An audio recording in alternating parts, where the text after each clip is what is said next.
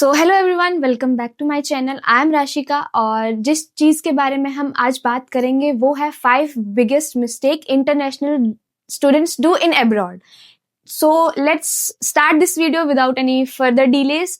सो सबसे बड़ी चीज़, सबसे पहला टॉपिक जो है, सबसे पहली इंपॉर्टेंट चीज़ जो है वो है आपका रशियन लैंग्वेज बैरियर। ठीक है, जो यहाँ पे आके बच्चे एमबीबीएस करने आ रहे हैं तो उनको ये पता है कि यूनिवर्सिटी में आप आके इंग्लिश में पढ़ोगे, सब कुछ करोगे, तो वो रशियन लैंग्वेज को सीखना इग्नोर करते हैं। बट ये आपकी सबसे बड़ी बिगेस्ट मिस्टेक है।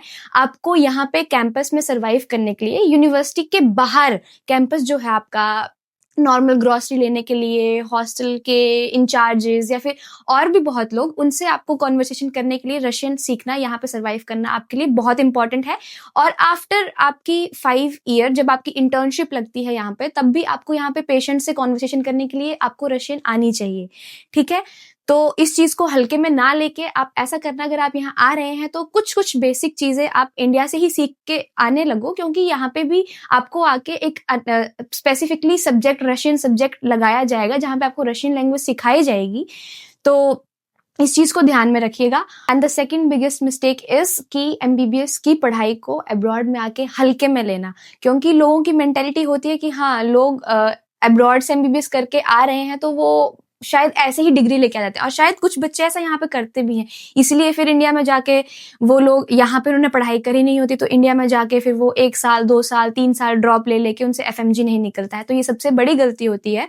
तो यहाँ पे तुम अपनी पढ़ाई को सबसे पहली प्रायोरिटी रखना, और ये दिमाग में रखना कि तुम एमबीबीएस करने जा रहे हो। डजंट मैटर कि तुम एमबीबीएस कहाँ से कर रहे हो, या इंडिया से कर रहे हो या अब्रॉड से कर रहे हो, एमबीबीएस तो एमबीबीएस होती है भाई। तो उस चीज को तुम हल्के में नहीं ले सकते हो। तुम्हें आफ्टर 6 ईयर यहाँ से जाके, यहाँ से अपनी डिग्री लेके तुम्हें इंडिया में जाके जॉब करनी है, तुम्हें एफएमजी क्लियर करना पड़ेगा। तो तुम वो बिना पढ़े नहीं कर सकते हो, क्योंकि यहाँ पे एक नेचुरल सी चीज है कि तुम अपने घर से बहुत दूर आ रहे हो। तो यहाँ पे 90% लोग ऐसा ही करते हैं कि पढ़ाई को बहुत हल्के में लेते हैं कि हाँ, अगले साल पढ़ लेंगे, अगले साल पढ़ लेंगे, और फिर वो अगले साल करते करते तुम्हारे 6 साल कंप्लीट हो जाते हैं, और फिर बस उसके बाद उनकी एकेडमिक्स बहुत खराब हो जाती है। वो उनकी डिग्री भी एक तरह से मानी जाए तो एक तरह से वेस्ट है। तो उस चीज को हल्के में मत लेना।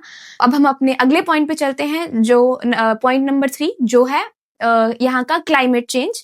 ठीक है, कि तुम्हें, क्योंकि तुम यहाँ पहली बार आ रहे हो, तुम्हें यहाँ के क्लाइमेट के बारे में नहीं पता है, तो लेट मी टेल यू एक बहुत अच्छे वे में कि यहाँ के गर्मी हो चाहे सर्दी हो, उसको हल्के में मत लेना। यहाँ पे गर्मी में आपका ऑलमोस्ट 25+ डिग्री सेल्सियस आपका टेम्परेचर जाता है, और इन विंटर्स में यहाँ पे तुम्हारा -25 तक जाएगा, जो तुम्हारा एक बहुत डिप्रेसिंग सा हो जाता है। सर्दियों में डार्क विंटर्स होती हैं, बहुत ज्यादा ठंड होती है, अंदर तुम्हारा मूड नहीं लगेगा, तुम फ्रस्ट्रेट हो जाओगे कि इतनी जल्दी अंधेरा क्यों हो जा रहा है, तुम्हें अंधेरे में सुबह सुबह क्लासेस जाना पड़ेगा।